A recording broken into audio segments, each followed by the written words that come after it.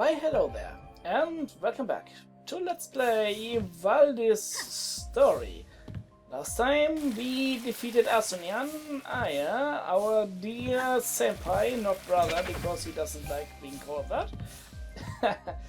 Today we are tasked with bringing spare parts to Rock through the mausoleum, which is this way. Also, yeah, I don't think Gilda actually needs to wall jump to get up there. No, she does not. Oh well, let's pretend.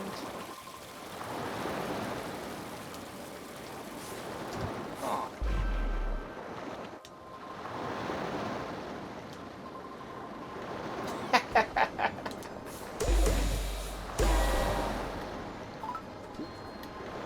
Yeah, angels, they're a thing. I would prefer not to die.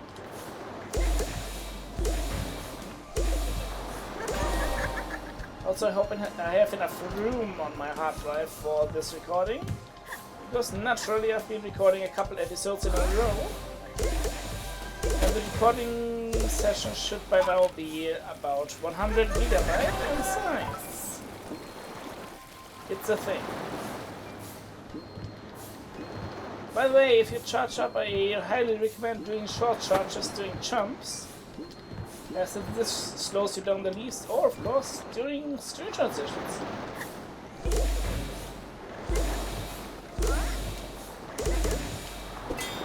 Die anytime now.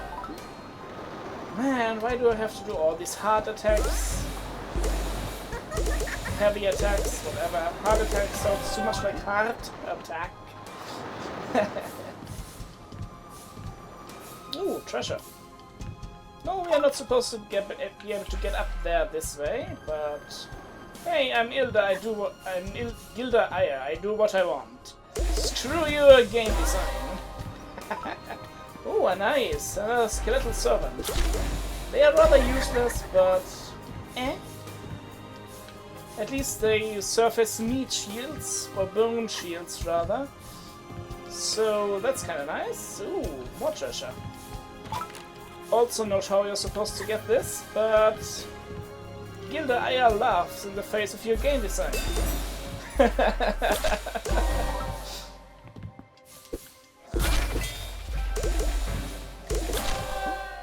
Oh yeah.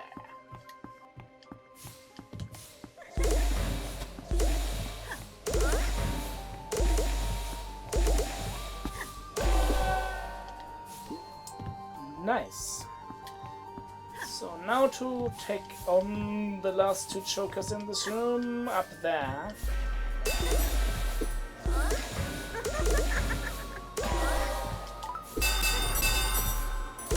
Might be more fun to watch someone play this who has never played it before, but... well... first of all, I am not really in the business of doing blind Let's Plays too much. If you want me to Let's Play a game blind, maybe you should contact me and gift it to me or something. Because naturally a game that I will play blind I haven't played before already. And therefore don't have it, probably.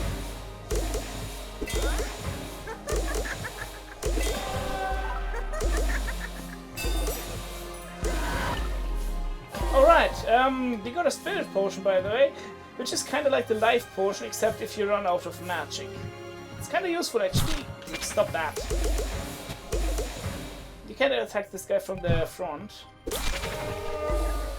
But fortunately he isn't too difficult. So in this room you're supposed to press this and raise it all the way up there to this door. But I'm Gilda Aya, screw your game design. I'm getting this paladin armor anyway. So, up until now we've been wearing the Demon Witch's gown. A dark elemental armor. Oh, actually I should probably talk about that shortly. We have various weapons here, most of which have this yellow circle with a vertical line in it. Now we have the blue thing and the red thing. The yellow one is neutral to the soul level, whatever you want to call it. The blue and the red things are angelic or sacred, and demonic or evil, so to say. They will change your soul level around a little bit. As soon as I wear this armor, which protects against silence, which is the entire reason why I'm wearing it, our soul affinity changes a little bit. Now we have a soul affinity of 6. If I were to equip something demonic again, it's back down to -5.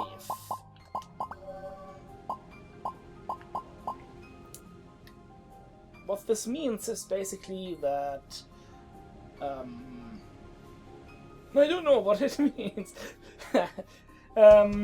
If you have a demonic soul affinity, you get different bonuses from your stats than if you have neutral affinity or light affinity. There are also some abilities or skills that can change your affinity, such as this: dark affinity +1, dark affinity +1. And another dark affinity +1. Great, no light affinity. Fun times. Neutral generally raises your stats. I think you get extra attack ruin, which describes how much armor your physical attacks will ignore. Why do I even insist on spelling it out? Same goes for spell ring and the way of spells, which you gain from intelligence and agility, I believe. Gives you critical chance if you have neutral affinity. On demonic affinity, agility gives you, I think, movement speed, which I have never seen anything of. Having an actual effect, that is. I don't even know what luck the others give you. I think it's like no, it can't be spell ring, affliction chance, and maybe armor and resist. I don't know. I usually run around in neutral or light affinity, because they are the best for caster types. Pretty much. Oh, hey, someone died here. Well, if you find something nice to decorate the grave with, maybe we'll come back later. So, until next time, I'll be grinding here. I'll quickly show you how I would grind if I were to do it legit. I would pretty much take this guy. Did you dash to him already? Crap. I pretty much take this guy as a measurement. If I can deal with him easily enough, I stop grinding, generally. This happens at about level 10 to 15. Then I kill this guy. The big guy can give me greater angel spirits. This guy, lesser angel spirits, as well as angel sapphires. And I'll just go back and kill both of them over again. I want to explore a little bit first, before I end the episode though. Really? This freaking angel is in the way. By the way, these laser beams can cause silence, which I would rather not. And Gilda can just get up here because screw your game design!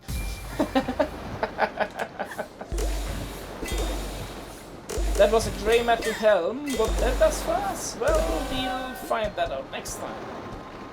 No, not next time, way later in the game, never mind. My mistake.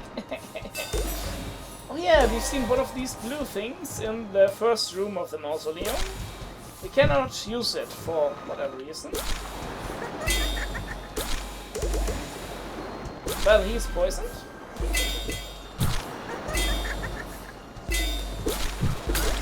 And I don't know how my skeletal servant is able to hit that big guy. But he's doing a pretty good job at it.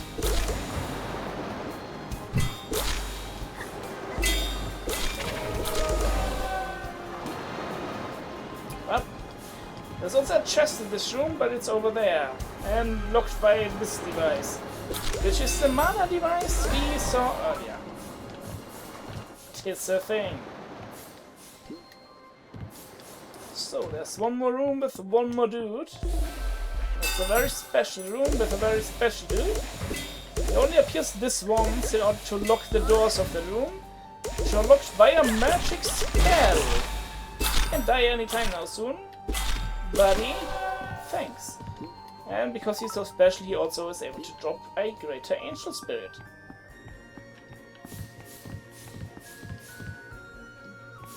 Then up here, well, there's a chest up there that we can't reach, and that looks a lot like an arena, so we are not going there.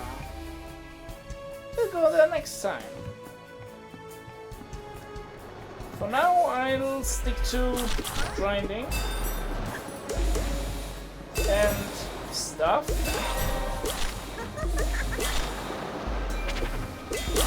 Oh, come on! Turn around!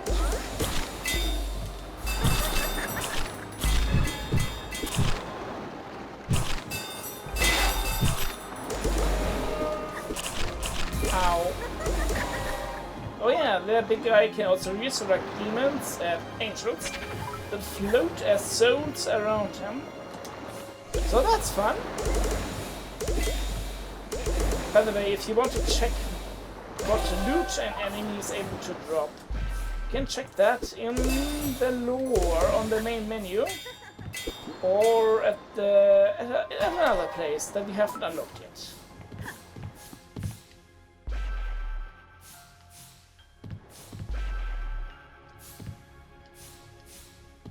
By the way, generally I highly recommend speccing a lot into magic. You'll have an easier time against most things if you have a good magic stat and all that.